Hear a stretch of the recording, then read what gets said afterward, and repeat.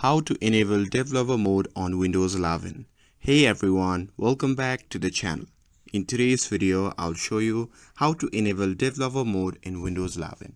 So developer mode gives you access to extra tools and settings designed for app development and testing.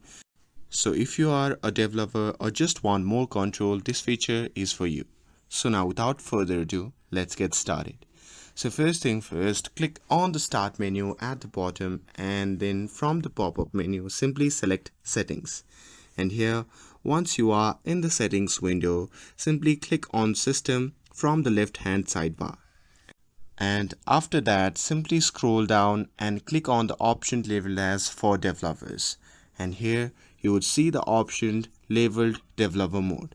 So it lets you to install apps from any source, including loose files, which is helpful for testing and debugging.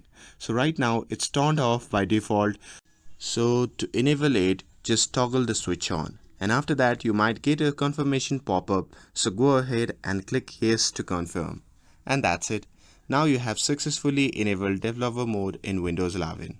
With this, if you found this video helpful, then don't forget to like, share and subscribe to get updated for more videos. Thanks for watching, and I'll see you in the next video.